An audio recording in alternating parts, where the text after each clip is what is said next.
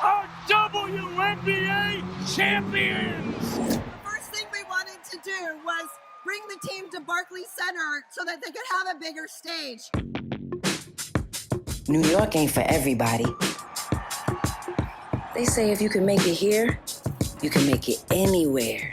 Yeah, I'm out at Brooklyn. Look what can happen when you have an intention and you put resources and care and attention to it.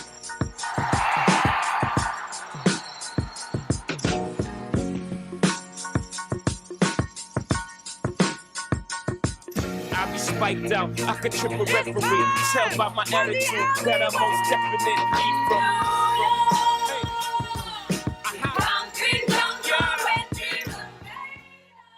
Incredible team, the culture that you have built here, the investment that they've made in women. This is what women's sports can be when you will invest. New lights will inspire you. Let's hear it from New York.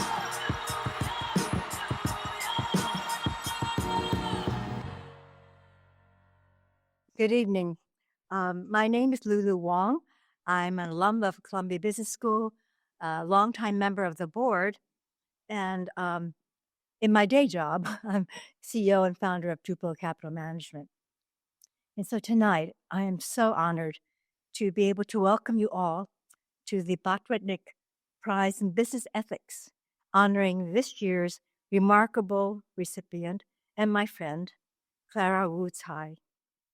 She is many things, but probably most noted right now for the owner of being one of the remarkable game-changing owners of the New York Liberty and the Brooklyn Nets. For more than 35 years, the Botwinick Prize has been a very special event at CBS and at the Bernstein Centers. It is one of the few early and few prizes to really celebrate values-based management, and increasingly important in this globalized world that seems to be fracturing. Now, Clara and I have had mutual friends for many years, but it was only in 2020 that I met Clara for the first time, and even then it was virtually. The COVID was rampant, and ACES Society, where I am vice chair, had wanted to honor Clara and her husband, Joe Tsai, for their very important work in establishing racial tolerance and respect. And if you recall, in the years of COVID, there was rampant anti-racist issues that New York City and many other cities faced. And so we wanted to honor them for their leadership and their role modeling. Now, it's only later that I learned that, like myself, Clara had been the daughter of first-generation Asians, and she had been passionate about basketball growing up in her small town in America. I was also the child of first-generation Asian Chinese student parents, and also grew up in a small town out on Long Island, and I was also passionate about basketball. Now, being about a foot shorter than Clara, I wasn't quite as good as she, but I'm sure I tried my best. I think that we found that sports in our lives, especially as women, not only taught us to work with, but also to really care about and respect the people we play with and our colleagues. And it was interesting, our lives paralleled for a while after that. After we both graduated from graduate school, unfortunately, Clara from Harvard and I from Columbia, we pursued careers in business, which I'm sure she and I both found gave us very good training in managing our philanthropic journeys after that. And journey, wow, what a journey for Clara. She has chosen to take her place as a real student and a leader for progress in understanding behavior in the sciences, arts, and social justice. And she's done it with such thought and therefore with such impact that wherever she has been, she has left a mark. And there are so many places I can mention that she has been impactful, but I think very notably, we can talk about her being a co-founder of the Wu Tsai Neurosciences Institute at Stanford, at the Wu Tsai Human Performance Alliance, which spans 6 universities, and Social Justice Fund in Brooklyn. It's been such a pleasure to follow Clara's leadership and her impact in all these different fields.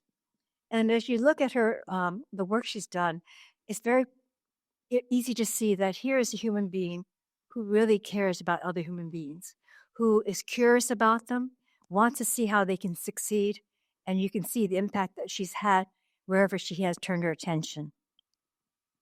So we will have a chance to hear much more about Clara, but right now it's my pleasure to introduce our moderator for tonight, the faculty director of the Bernstein Center, Professor Modupe Akinola.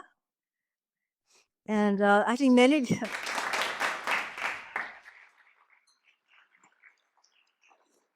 many of you know her as the most sought-after professor at CBS, teaching the main leadership course for all incoming students, as well as the oversubscribed Chasing Global Immersion course in Rwanda.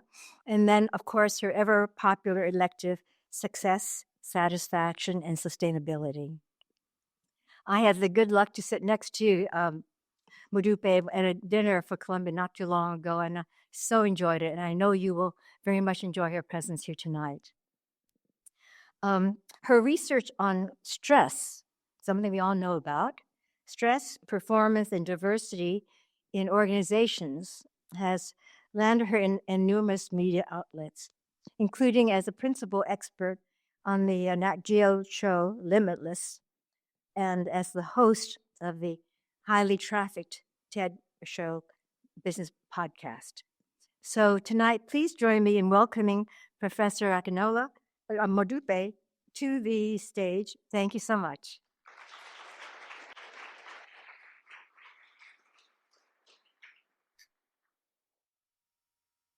Thank you, Lulu, and thank you so much for taking time out of your busy schedule to be here with us and for your endless support of Columbia Business School. As Lulu mentioned, I'm Modupe Akinola. I'm the faculty director of the Bernstein Center and the Barbara and David Zelaznik Professor of Business. And it brings me so much joy to be here to see all of you in this packed, I want to say packed stadium. I'll say stadium because of what we're doing tonight. To present this award to Clara Wu Tsai and to have a conversation with her. But first, we need to understand the context. Why are we here and what is this Botwinick Prize? This prize was created by Bessie and Benjamin Botwinick. And Benjamin Botwinick was CBS class of 26. No, not 2026, but 1926. He was a well-respected CPA at Benjamin Botwinick & Co., and he was one of the founders of the Botwinick-Wolfenson Foundation. And this prize gets awarded to an individual or representative of an organization who exemplifies the highest standard of professional and ethical conduct, as well as ethical decision-making and leadership. We want to take a moment to acknowledge the past winners of this prize. These are not just bystanders, they are upstanders who've made a huge difference in their different spheres. And many of them were way ahead of their time. And we're so excited to add Clara to this list. We also want to recognize the Botwinick-Wolfenson family. And although Bessie and Benjamin Botwinick are no longer with us, their family has continued to support Columbia Business School, Columbia University, this prize. And in fact, their grandson is here, Adam Wolfenson. And so thank you, Adam, for taking out this time. We also wanted to take a moment to pay tribute to Edward Botwinick, who was Benjamin's son, who passed away a few months ago. And he also was a proud Columbia College grad and a School of Engineering grad, too. He was also a prominent football player here. He was a successful entrepreneur who founded or found time to give back to Columbia in countless ways. His sister Elaine was also an incredible supporter and would come here year after year. So we're actually honored to dedicate the 2025 prize to Edward and his memory. And I would love it if you would join me in a moment of silence in honor of his legacy.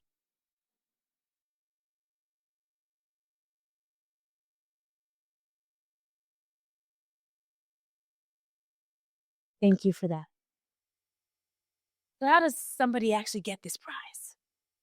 There's a nominating committee that is made up of students, faculty, staff, alumni, the dean's office, and everyone wholeheartedly agreed that Clara's leadership and her commitment to philanthropy made her an obvious winner of this prize. She's the governor and owner of the WNBA's New York Liberty, and also owner of the Brooklyn Nets. Hello, let's give the clap.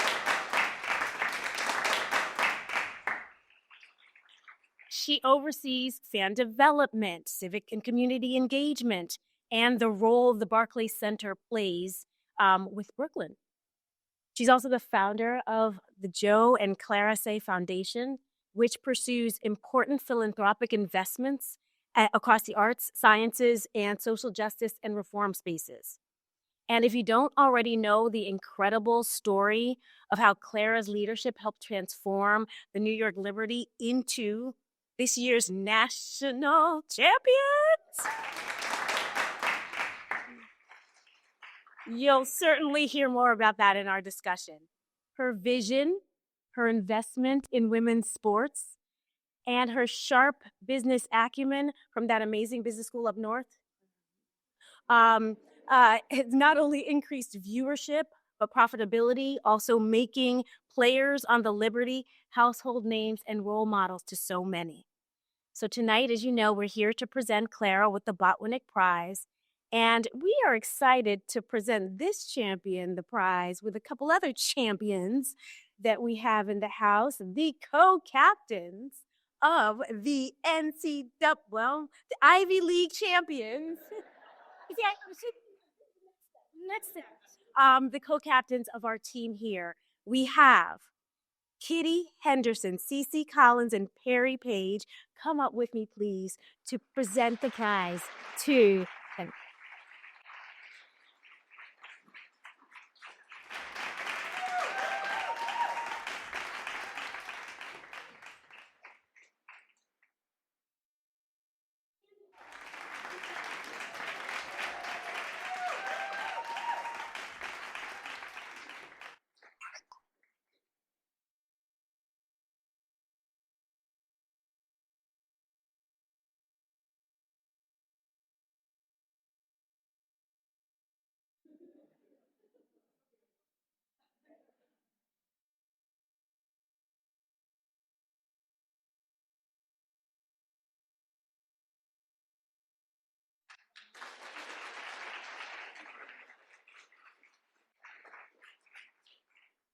And now we'll hear from Clara. Let's give her another round of applause.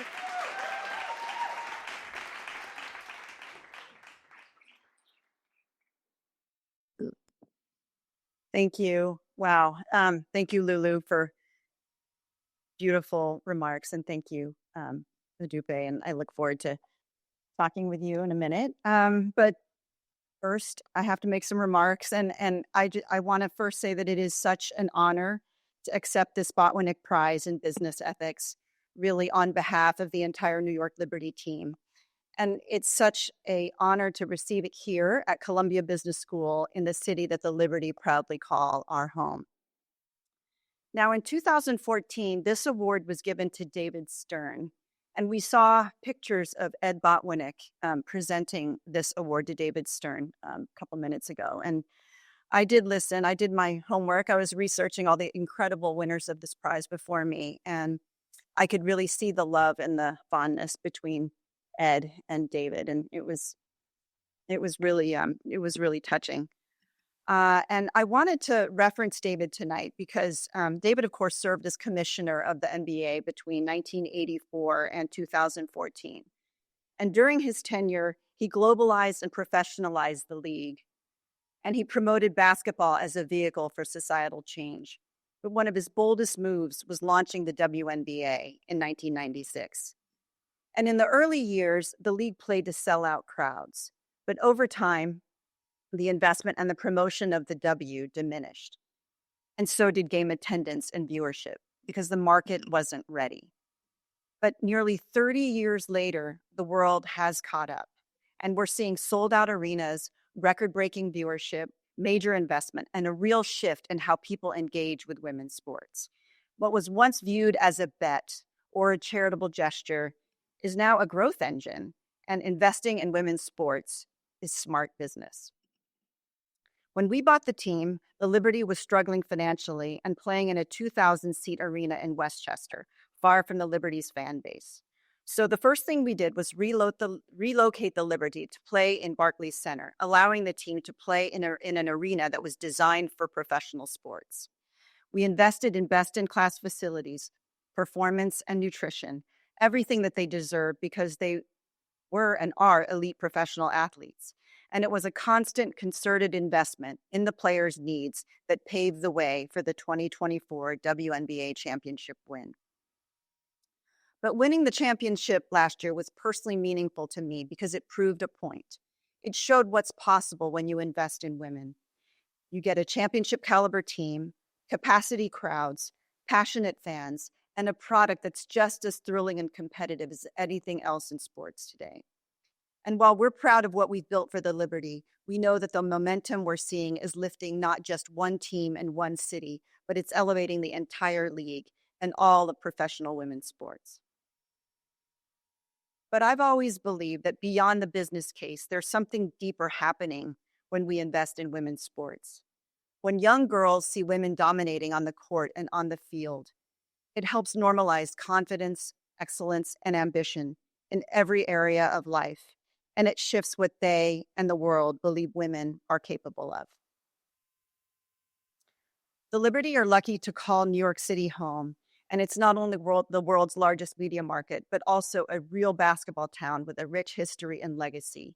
But one of the most exciting things happening in women's basketball in New York right now is unfolding right here, Columbia women's basketball.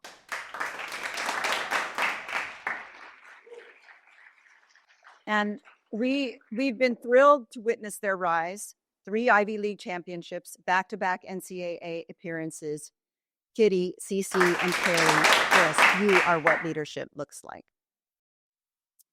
And when I watch your team, I don't just see elite Ivy League athletes. I see future CEOs, doctors, lawyers, and leaders. Some of you may have seen EY research that shows that 94% of C-suite women played sports, actually a high percentage of them at the D1 level. But that's really not a coincidence because sports teaches discipline, right? It teaches teamwork. It teaches resilience, and sports truly trains leaders. And you student athletes are already leading with such integrity and tenacity and purpose. I would also like to note that playing in the WNBA one day is not out of the realm of possibility either. I'm proud to announce that one of your very own Lions, Caitlin Davis, will participate in the New York Liberty's training camp this year.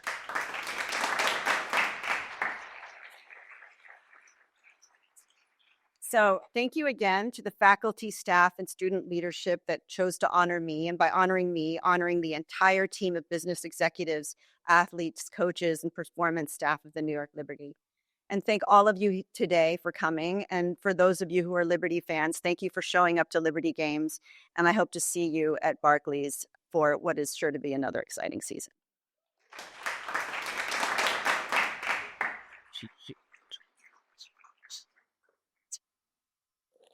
Now we can head over and have a conversation if you want to just flourish.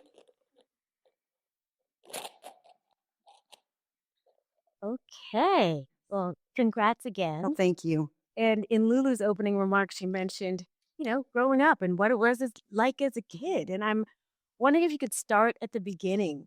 Can you tell us a little bit more about your background and your upbringing and what you think were some of those early moments that have led to this? Really hard to predict. Sometimes people ask me, did you ever think you were going to, own an NBA team? It's like, no. I mean, who in the world thinks that you're going to have enough money to buy an NBA team? But I think for me, I grew up in Lawrence, Kansas, a college town, home of the Kansas Jayhawks. Um, my parents were immigrants from Taiwan.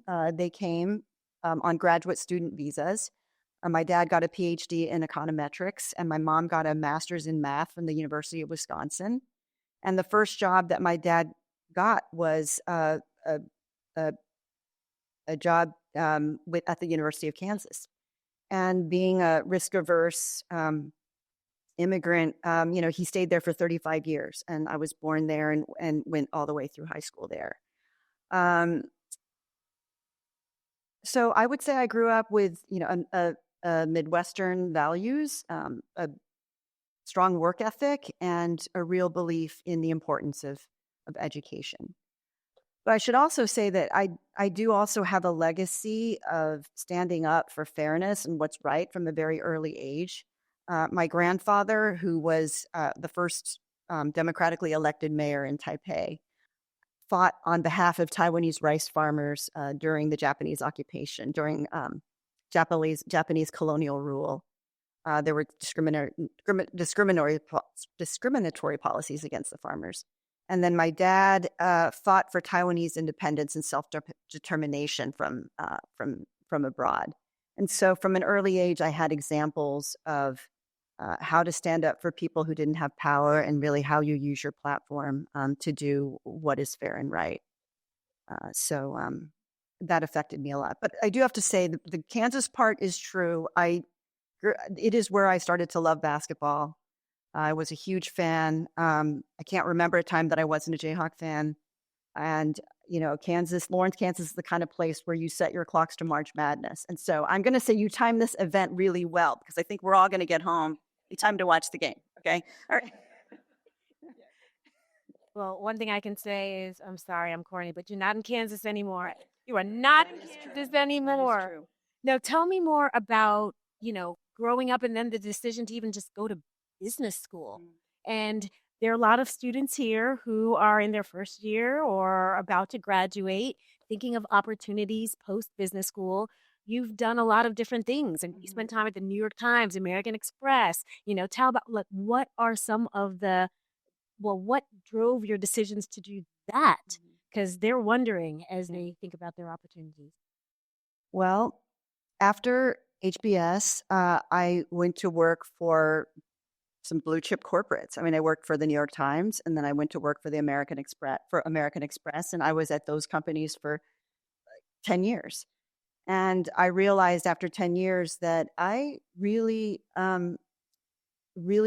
corporate culture really wasn't that interesting to me. But it took me a while to figure this out, right? Those companies are great companies. They're full of legacy, structure, process, and you can learn a lot in those environments. But I found that I was a lot more entrepreneurial than I thought, and creative. I think it's great to work in these corporate companies, but there are some other skill sets that are required in order to do well, to climb that corporate ladder. And I don't like playing games. I don't like angling. I like to do the work, right? So I realized that, and so realizing that there was an opportunity to go work for Taobao, which was still is the C2C e-commerce arm, the eBay of China, I guess you could say, which was just starting under Alibaba at that time. And I really enjoyed working there because, I guess I should say what I was doing. I actually started the first overseas sales channel of Taobao.com. So it was a domestic C2C marketplace. And I started what they called Hong Kong Street, so enlisting Hong Kong sellers to sell to the domestic China marketplace. And it was so refreshing because any change you made to the website, anything we did, you could see the impact of it the next morning just by looking at your GMV, right, your gross merchandise volume. And I found that a really freeing place to be.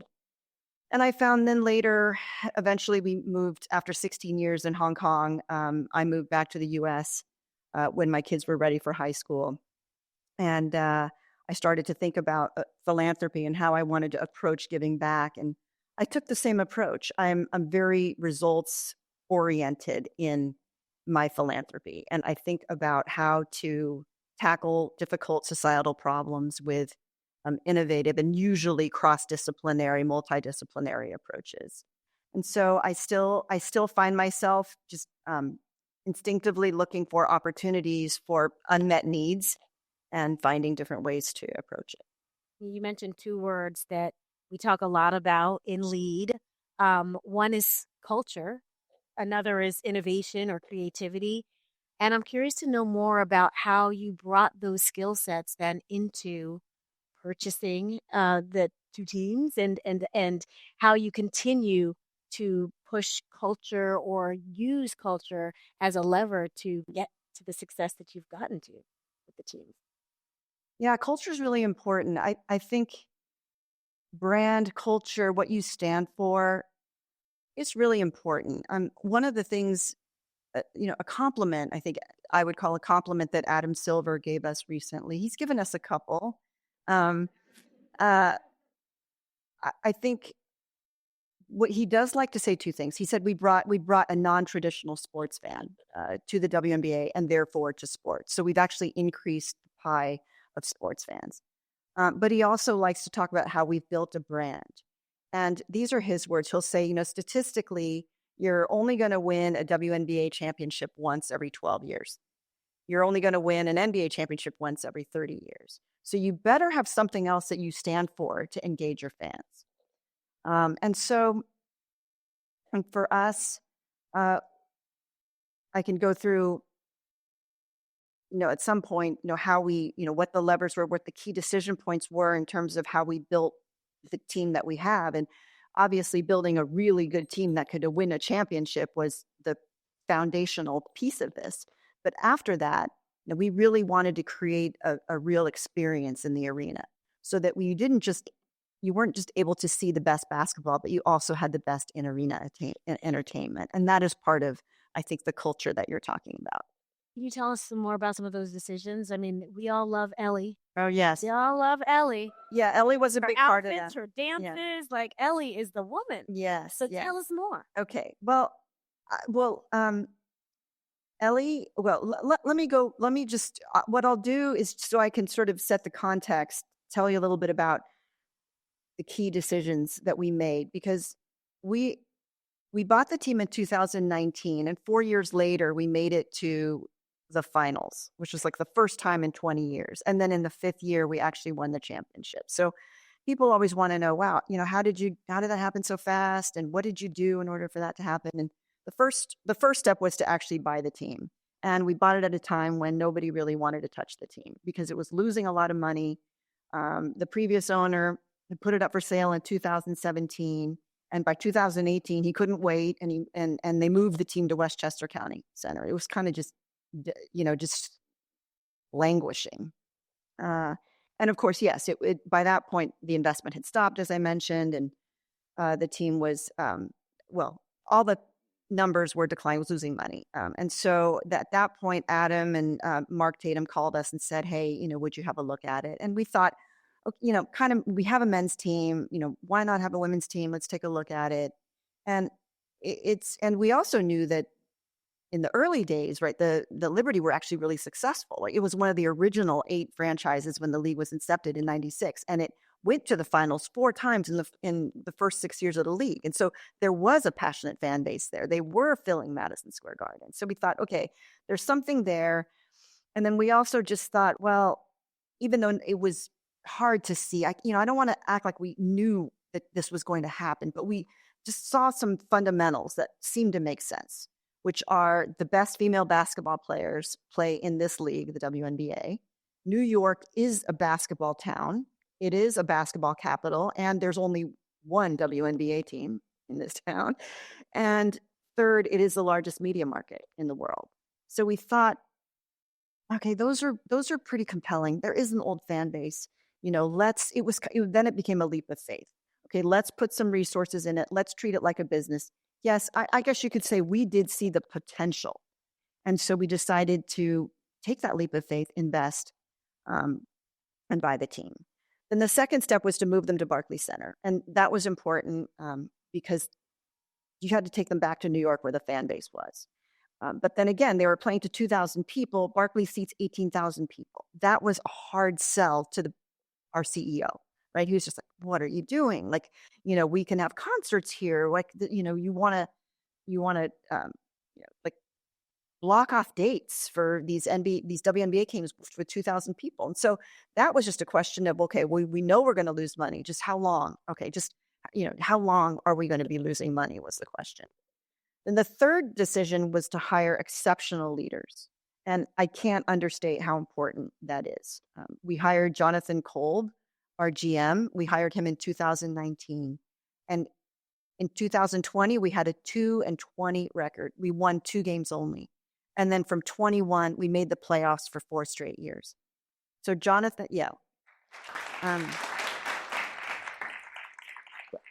Jonathan I talked to him several times a day today, told him his ears would be burning, that I would be singing his praises. And he's looking at the draft today, all the candidates for the draft.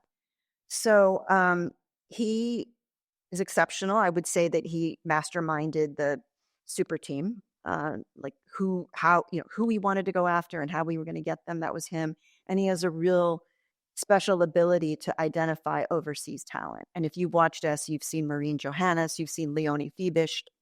Leonie was a killer last year, right? She came off the bench. And that last game when, Sabrina couldn't get it going, Stewie couldn't get it going with her threes, it was Leonie and Niara, right, who took over and allowed us to win. So his ability to really spot great talent, I have to hand it to Jonathan. And then we also have Kia Clark, she's a veteran leader because she's been with the Liberty since before we owned the team. She was with the Liberty for 14 years and the last 5 as CEO. And Kia oversees Shayna and the entire marketing team. The whole marketing and game press is under Kia, and they created Ellie. They created Timeless Torches have been around a long time. Okay. But, the dance team, Ellie, the whole wall-to-wall entertainment that we see today, that is part of Kia's team. And I would say that they changed the perception of women's sports because it was more than basketball. It was a real entertainment experience. And then after that, I think it was investment. We started to invest in facilities, performance, and nutrition. And we really tried to look after players' needs and treat them like professionals.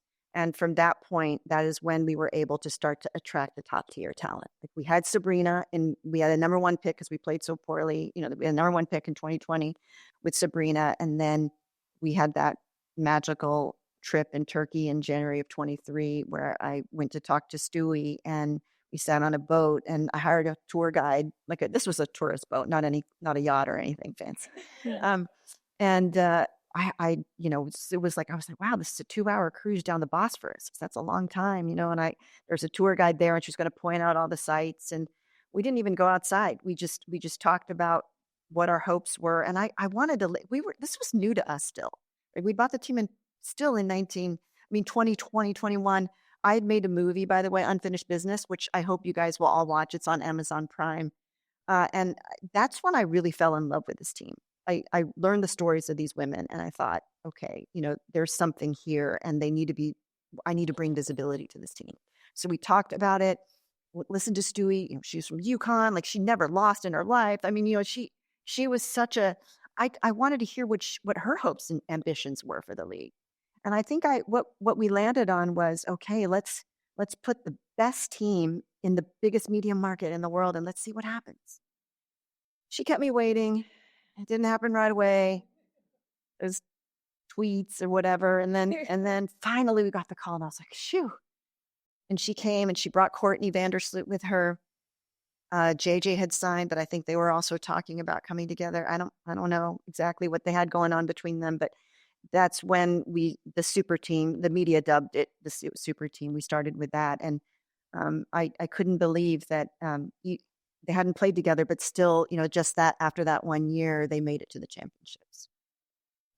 Well, some of what you're saying reminds me of some of the things we talk about in Lead, and that's also in my colleague's new book, Inspire. You had vision, a big, bold vision that was backed with the numbers and all that, but also your team and you are exemplars of desired behavior, but also the idea that you're investing in these women means that you're also a mentor in so many different ways. And I think that that is commendable and important to remember that that can look like many different things in different contexts. But another part of mentorship is something that you mentioned, which is about, creating state of the art opportunities and facilities. Can you talk a little bit more about this training facility that you're in the process of? Yeah, so we just announced our new practice facility. It's a long time coming because we knew when we moved them to Barclays and we built the purpose-built locker room that was just for the Liberty in Barclays, that wasn't a permanent solution because Barclays is a busy arena and we have concerts and things going on all the time. So we knew that there are times when the players can't access the locker room. And, we knew that long term we needed to find something else. But what that would look like wasn't clear for a while because, it's hard to find great space in New York City and we wanted to be in Brooklyn. And square footage. And then we looked to see what was the standard for some of the other teams. There are 2 or 3 other teams that do have standalone practice facilities. And we wanted to see what was sticking and what people liked. And it took a while, but we finally found a spot in Greenpoint. And it's going to be, with enough square footage, it's going to be 80,000 square feet. It still amazes me, really. It's going to cost $80 million, which is what it costs, but that's what practice facilities cost these days. And I think for us, the way we justify it is, we made an investment in them already, and we saw returns in terms of audience engagement, and they won a championship. The engagement we have seen returns just in terms of the attendance and viewership, et cetera. And so, what do you do when you see a return on your investment? Well, you double down. I think that's what David Stern would say today. From what you've described, it's been a busy few years. And I just want to know what keeps you motivated. I think what keeps me motivated is I want to prove that women's sports can be profitable. It's really yes, I'm competitive and I'm really motivated. I want to do this not just for our team, but for all of professional women's sports, which is why you do have to be very disciplined with your revenue goals and your targets. And we look at all the drivers. You have to know the drivers of your business very, very well. For us, the media rights is still the biggest driver and the biggest driver. And I think there's still a lot of room for local media growth. I don't know. One of the things we did, the big goal right now is reach, because we don't know, what the limit is on our fan base. We just started. And I think that there are a lot of people out there that are fans that haven't found us yet. So what you want to do is make the product, make the games as easy to access as possible in the simplest way possible for everyone. So, that is why what we did last year was sign a local media deal with Fox 5 and My 9, so that all of our games that are not nationally televised are available free to everyone in the tri-state area. But what's important is we got a media rights fee. So it's not like, in the old days, people would pay you nothing for it. But we started to see like double, triple digit increases in attendance and viewership. And so we did get a media rights fee in 24. And then this year we were able to substantially increase it. And some of what you're saying highlights how important a business mind is in this context. But I have so many students who come to me and they say, oh, I want to get into sports, and don't have a good experience, partially because it's so much about the talent and as in the talent of players or things like that. Those roles seem so much more valued than the role of a business person. Can you tell us what your thoughts are on what the MBA mindset brings to the space and what these students can do to get jobs in sports? Yeah, I think I think it's a valid question. It actually reminds me of when I worked for the New York Times, and the talent was the writers and the newsroom. And the business side, it was kind of a monopoly, and it was really hard to make change. But the difference with sports now is the business has really changed. It's no longer just about ticketing and sponsorships. It's a really dynamic business, and it's about media rights. The private equity is coming in. There's fierce competition, and the way you talk about competitive advantage is building an ecosystem, monetizing your IP in smart ways, real estate, building your platform. I mean, there's so many other ways now that are way more sophisticated that you have to think about your business, and that does take what I'll call, what our CEO calls like a classically trained mind.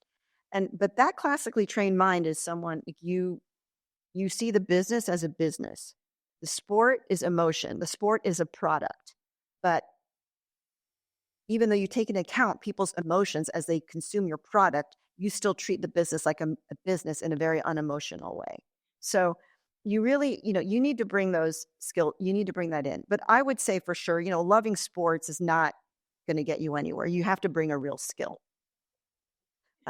So I think, but whatever that is, and whatever you learn in business school, like data analysis, structuring a deal, go to market plan. I mean, all of those are important and necessary. And I will also say that if you are looking for a job and you're the person hiring you doesn't value them, well, don't go there. You've got to there are CEOs out there that are MBAs, right? And they will value the MBA. What course do you think, here's a right answer to this, was most influential for you? I'll say 2 courses from business school. I think I'm trying to think. Leadership. Yeah, great. Thank you. All right, good. And the second one, whose skills you leverage the most in your role right now, what other course do you think was really influential for you?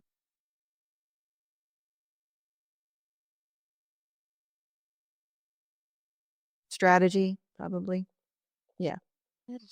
Leadership skills, strategy, yes. I make think sure you thinking, take those. yeah, I think thinking, big picture. I mean, it reflects, Harvard is very 30,000 feet in some ways, and but I think being able to separate, the important issues and what to prioritize and focus on is really, really important. And I mean, as you think about prioritizing and focusing, we've talked a lot about the basketball aspect of your portfolio, but your philanthropic, hello. Yeah. Your philanthropic endeavors are broad. Yeah. And one that is really intriguing to me, especially since I study stress and hormones and things like that, is the Wu Tsai Human Performance Alliance. Right. Could you tell us more about that and what your goals are with that? So I discovered that almost all that we know about human health is based on studying diseases, because that's what's funded by the NIH. But we decided with the Human Performance Alliance that we wanted to turn that around and study healthy people. And we decided that we were not just going to study healthy people, we were going to study elite athletes and see if we could discover the biological principles behind performance. And by doing that, we knew that there might lead to some orthogonal approach to something that might actually cure disease as well. But for sure, we were going to learn about injury prevention and rehabilitation from injury, and really just ways that not just athletes, but all of us could lead healthier, more optimized lives, especially as we grow older. So that was really, and I knew that this was a very underfunded area. Again, this unmet need. And I thought, we know so much, we have so many more tools at our disposal. It's not an area that's going to be funded because the NIH funds disease, not healthy people. So we just decided to make a 10-year bet and There's moonshots. You can look at our website that shows all the different areas that we're focused on. Like there's a digital athlete, there's a molecular athlete, there's a multimodal athlete that actually takes what you can learn at a molecular level and translate that into the full body level. Very important, because otherwise you need to extrapolate what this means for the whole body from what you learn at a molecular level. And there's a lot of things that we're doing, that alliance that scientists, again, came together and said, this is where we think we can make the most impact in this amount of time. But I do want to say that a big part of the Human Performance Alliance is our female athlete program. And we have put a lot of money into this because only 25% of all studies on athletes are done on females.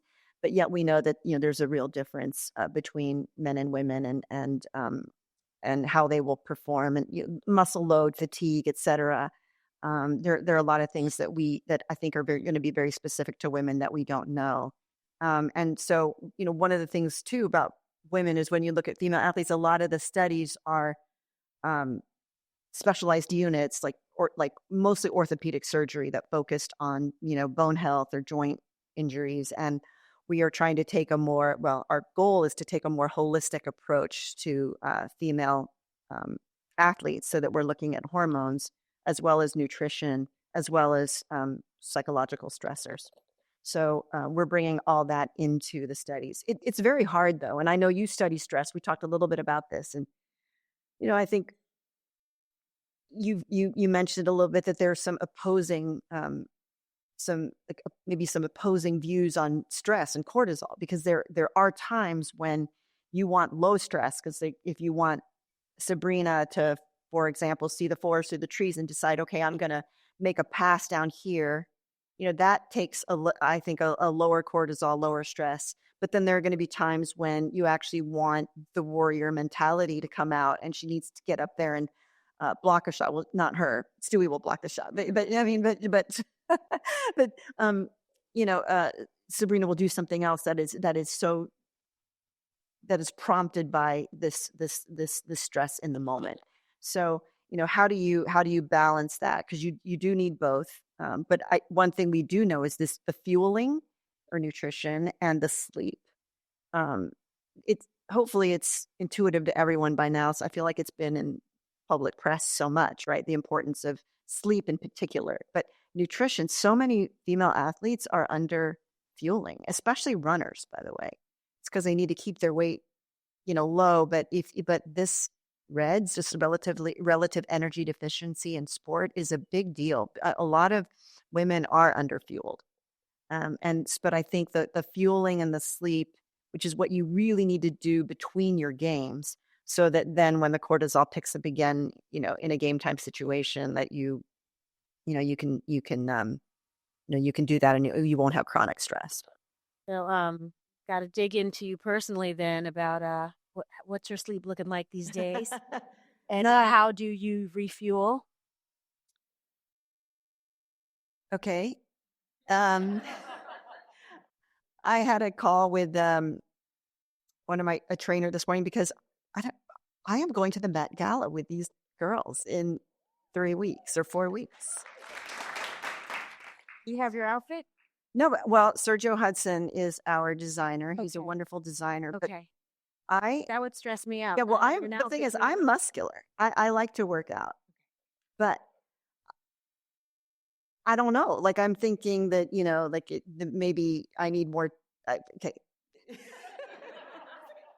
You want this stuff, right? We tell us. But I think it's, I think that, like, figuring out, it's been interesting, because I do like to, I think for me, a big stress reliever is exercise, and it's kind of one of the times when I'm fully present. So I think, I do prioritize exercise and strength training a lot. Okay. Fat loss, I don't know. Okay. That's something we're discussing. It would be purely for vanity. Okay. Sleep, I have to say I struggle with it. Yeah. But I'd like to get better. We're all trying. So when we had our earlier conversation, I was like, "This is a woman after my heart," because yeah, one of the things we talked about was there's a profile of effective or women who are viewed as effective leaders tend to have high cortisol and a low testosterone, but the model is typically having high testosterone. Did I say that right? Hold on. The typical model is high testosterone, you're dominant, you want to win, and low cortisol, you're not stressed. But in some of my research, I'm finding that women who are effective leaders have high testosterone and high cortisol. And so we were talking and we were kind of like, yeah, I can understand that. I can see that. And so it does resonate, the idea of wanting to do more to be less stressed in a busy world and making sure to get enough sleep.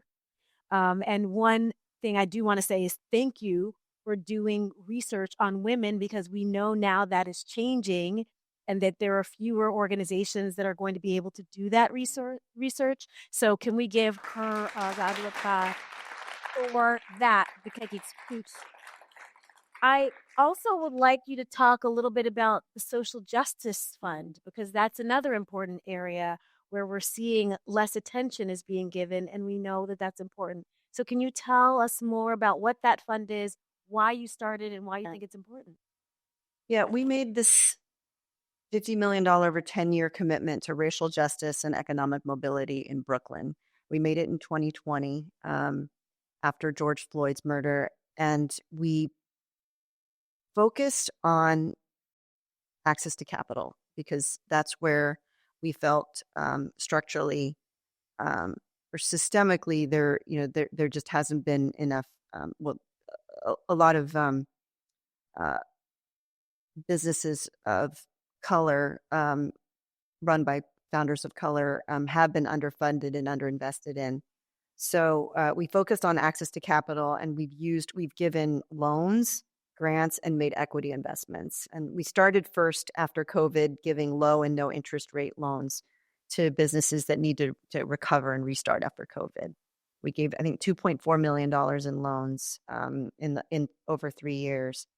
And then we also started a tech accelerator, like a Y Combinator, where we took equity investment, 7% of the company for a $125,000 investment to founders of color. And it's a whole program where there's mentorship and speakers that come in, and they come together as a cohort, and it ends in a demo day. We've also given grants, a few other things that we've done, because I also think you need to work upstream. We've started these boot camps, AI and Web3 boot camps for public high school students in Brooklyn. Hundreds of kids have gone through it, and they're taught.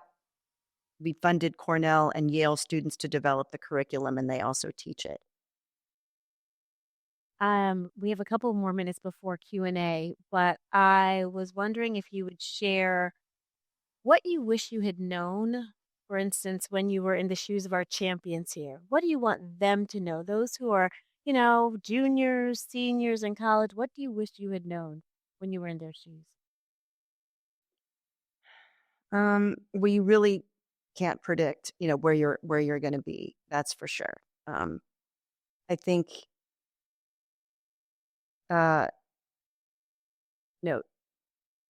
trust your intuition. I think athletes are incredible. I think especially just how physical the women's game is, how competitive, and that spirit of winning. I've never seen, anything like it, really. And the men's game, I've said this before, and there's so much foul baiting and all this kind of stuff going on, like on the NBA game, and I feel like the women's game is like these women are really tough. So I just want to, that's not answering your question. I just want to say that I think and female basketball players at the collegiate level are really incredible women. And so I think we should give them another round of applause.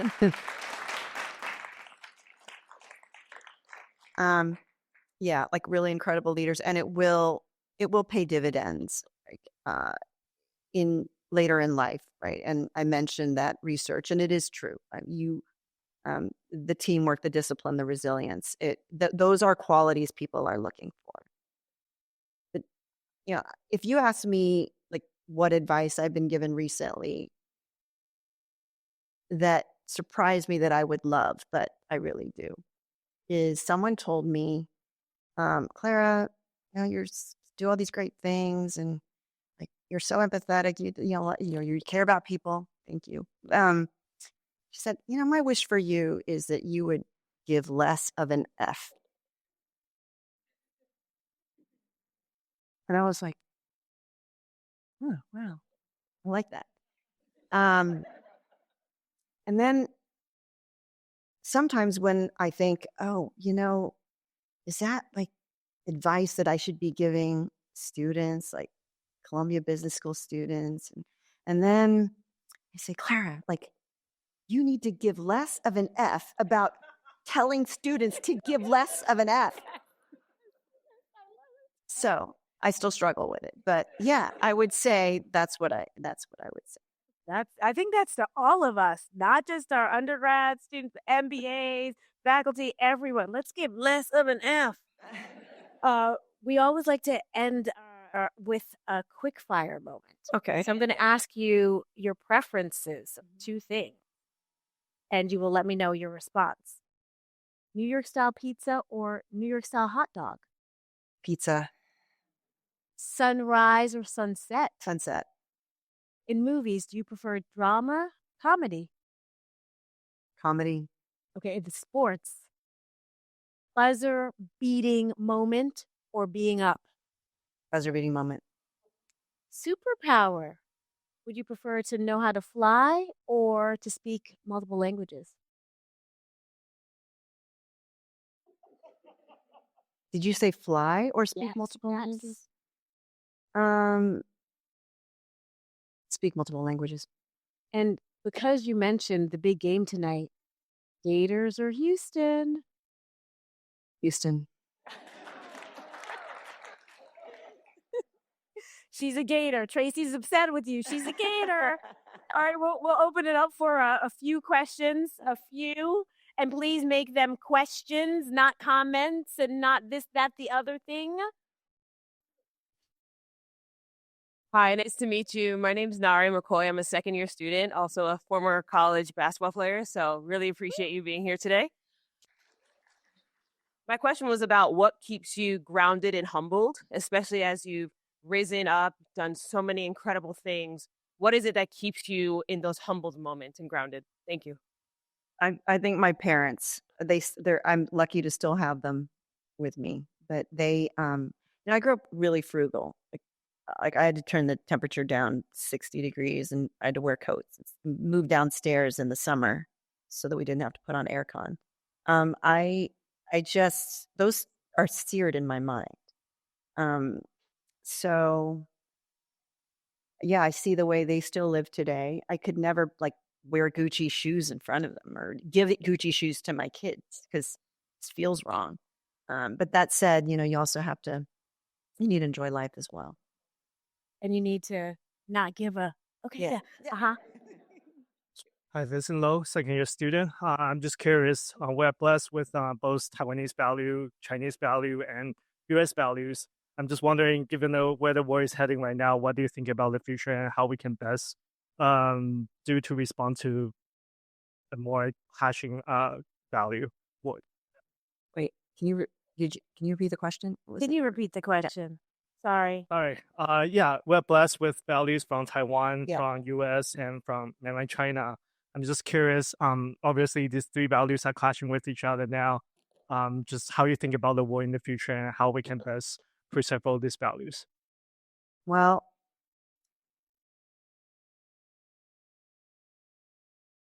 I think empathy is the most important value you can have.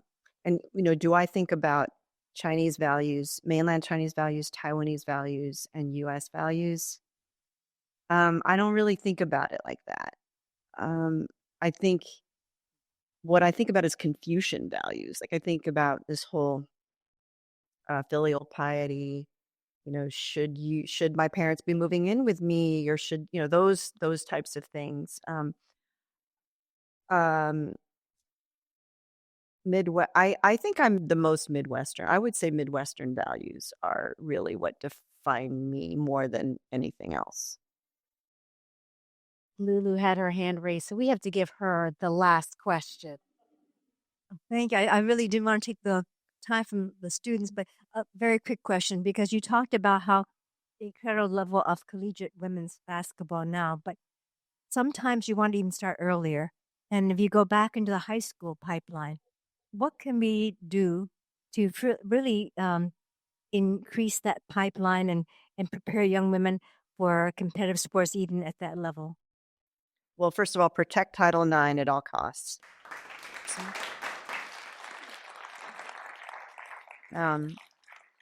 That made the biggest difference. And we're 50 years behind men, largely because of that. Because of Title IX, really helped us. I think that what I'm really hoping will also happen as a result of all of this popularity now around the WNBA is we need to start getting that flywheel effect into play, which is young girls will see Sabrina or Stewie falling on the court with the confetti falling, or JJ on a float with confetti falling, and they will, aspire to be that person. They'll want to play at a practice facility like that. And when people see that and they dream of that, and ideally when there's a little bit more equitable pay, like it will inspire more girls to want to play basketball at the professional level. And when that happens, the talent pipeline will be rich and robust. And that then should lead to more attendance at games, a more thrilling game and more people watching, which will lead to better business metrics, which will then again lead to more girls wanting to play and be a part of the system. So I believe that what we're doing right now and the excitement that, and the buzz around women's basketball, which I do believe is here to stay because of stars. This is a league that is all sports, but especially basketball, is driven by superstars, right? And so we need to make sure that there will be superstars. I mean, luckily in basketball, the collegiate college is where basketball's, and now with NIL, it is where basketball stars are made. And we have that going. Like soccer has that less, but in basketball, we've got the brand names, as we all know Paige and Juju and on all these other great stars coming behind them. But, as long as there are stars and as long as they're getting recognition in media earlier and earlier, which they are all now getting in college, which they didn't used to before. No one knew Candace Parker in college. This is what's going to make more girls want to play basketball. And it's very important to the growth of the league. Well, Clara, thank you for being a star to us. That's easy. For your humility, your vision, your wisdom, your ethics, and for all you're doing. It's really, really meaningful. So we want to congratulate you once again. And we want to thank the Botwinick Wolfenson family. And we want to thank all of you for coming out this evening. And with that, we will end the Botwinick Prize. Thank you all. Awesome.